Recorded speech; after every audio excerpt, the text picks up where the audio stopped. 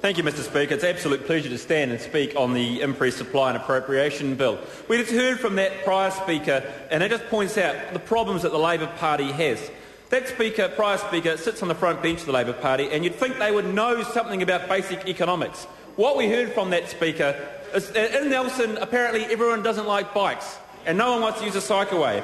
What we heard from that speaker is they don't understand the fact that the coal that's mined on the West Coast is actually used to make steel overseas, Mr Speaker. It's not burned in power stations, Mr Speaker. As a former spokesperson, I understand on the environment, you'd think they would know that, Mr Speaker. You see, Mr Speaker, the problem we have with the Labor Party, they just don't seem to know what they really want. We heard from Stuart Nash earlier. Mr Nash, he's the inventor of the so-called Great Revenue Tax, not the actual tax of profits, the revenue tax that Labor Party come up with.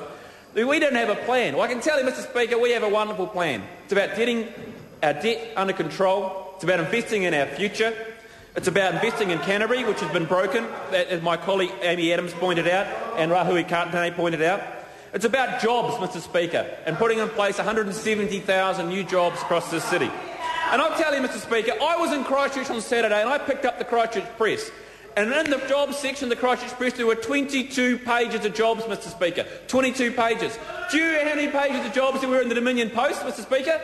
4. 4 pages. The reason is, we're about growing the economy in the real part, not in the public sector bureaucracy here in Wellington, Mr Speaker. We're about getting jobs where it matters, Mr Speaker, and those are the jobs that create sustainable growth and incomes for people, Mr Speaker. We actually looked at, Mr Speaker, I said to Twyford, he might need a job in a few months. There are plenty of jobs in Christchurch. Come down, we'll give you a job. There's plenty of things. I can even give you a job working in the back of a shovel. Maybe that member might learn a bit from that once or twice. Mr Speaker, we've actually had a situation where, yes, we're going to have a record deficit this year. We're going to have the biggest deficit New Zealand's ever seen. But it's going to halve next year. It's going to halve again the year after. And the year after that, we're going to be in surplus. Under Labor, you would have another $5 billion a year being borrowed. The borrow and hope strategy. You see, because they don't even understand basic economics, they seem to be, in Stuart Nash's world, stuck in the 1920s. If you can borrow a huge amount of money and spend it on stuff, it'll all come right, Mr Speaker. And that seems to me just absolute lunacy. Mr Speaker, we've had conversations, we've talked a little bit about Canterbury. And my area of Christchurch in particular, in the north and the east of the city, has been terribly affected by coming up to 9,000 earthquakes in recent times. I was horrified in what we saw on Monday, standing there and going through some of the processes and seeing the damage. I spent most of Saturday and Friday, up to my knees in muck, digging out my parents' house for the third time, Mr Speaker, and that was quite devastating to go through, Mr Speaker. But you see, this government's committed $8.8 billion of government money to the rebuild of Canterbury, Mr Speaker, and it's important it's a Canterbury rebuild, not a Christchurch rebuild. Mr Speaker, there has been a lot of stuff discussed, information discussed about where that money is going to be spent. I want to talk a little bit about the $5.5 billion that's going to be spent. Not the $3.3 billion at ACC and EQC, but the $5.5 billion. It's quite critical, Mr Speaker. See, of that $5.5 billion, $1.1 billion is going to be spent on rebuilding all the local body infrastructure.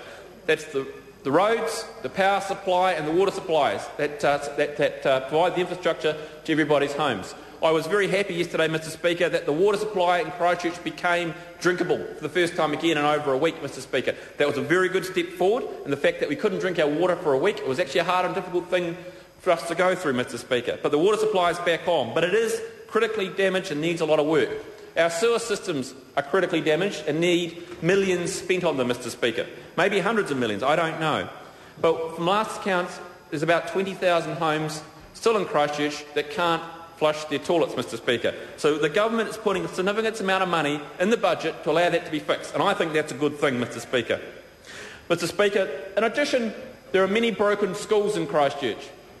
Many of the schools at my side of town, the schools that my children go to, for example, had raw sewage flowing through it for 3 days following the earthquake it had on Monday. The fixing that costs money, Mr Speaker. That's money that's been allocated in this budget. We've got high schools in my side of town that have been ruined beyond repair. One of them in particular is a high school called Avonside Girls High School, which has had 1,200 girls that used to attend that school. That school is in very serious danger of being operating again ever on that site, Mr Speaker. And there's $85 million allocated in the budget to repair the schools that exist in Canterbury, Mr Speaker. And I think that is an admirable step forward. Mr Speaker, there is also an additional about $500 million contingency that has been put forward in the budget for the recapitalisation or the potential recapitalisation of AMI insurance. Mr Speaker, that might not mean anything to those people who have insurance with other people, but for about the 40% of Cantabrians, as I am one, who have their insurance with AMI, they are very concerned about the stability of the payouts that they may receive following the earthquakes, Mr Speaker. And this government's put forward $500 million in its budget to make sure that that is covered, Mr Speaker, and I think that's a good step forward. We are quite concerned about some of the issues at some of the insurance companies and their behaviour. I personally have had some issues with local insurance companies, and I won't name them here today, but many of the insurance companies in New Zealand need to pull their socks up and be a bit smarter at best, and words I could not use in this House at worst, about how they should operate with the claims that they are dealing with in Canterbury, Mr Speaker. We have somewhere in the region of 300,000 insurance claims that need to be dealt with, Mr Speaker, and that $5.5 billion to be spent on that. But, Mr Speaker, there is about $3.2 billion that has not yet been allocated in the budget. One thing I have been surprised about, but all the hoo-ha you hear from the Labour Party, why haven't they said, where's that $3.2 billion going to be spent, Mr Speaker? Because it looks like a giant slush fund. And some people would say, well, maybe that is, because it's unallocated expenditure. I haven't ever seen this House anyone find out a $3.2 billion unallocated slush fund, how it's going to be spent. Well, it's not a slush fund exactly. It's to be spent on things we don't yet know about. There's $3.2 billion to be spent on things we don't yet know about.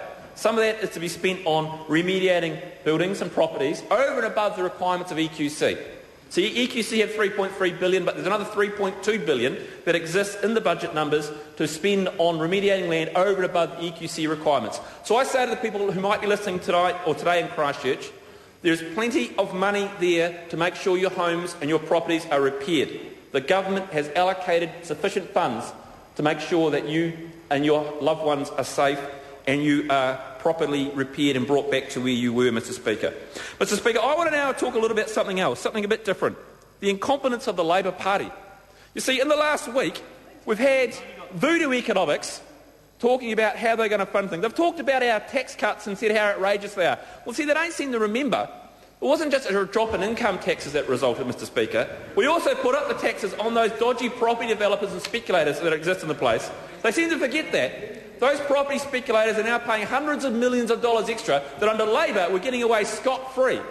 Mr Speaker, so we care about making sure there is a balance in the tax system, and that's why we're making sure those property speculators and developers are paying their fair share. Mr Speaker, that's why we put up and changed to make sure the international multinational corporates are paying their fair share, Mr Speaker. It's not quite as simple as the Labour Party seems to think, Mr Speaker. Yes, income taxes have dropped, but many others are paying more and more, Mr Speaker. The Labour Party seems to be remiss in understanding those differences that exist. Mr Speaker, I want to finally finish with a couple of extra comments that my colleague Tauhenere mentioned. See, following the budget, we actually had some interesting comments from two groups that I want to touch on. One is from the Salvation Army, Mr Speaker. Not necessarily a good friend of the National Party all the time.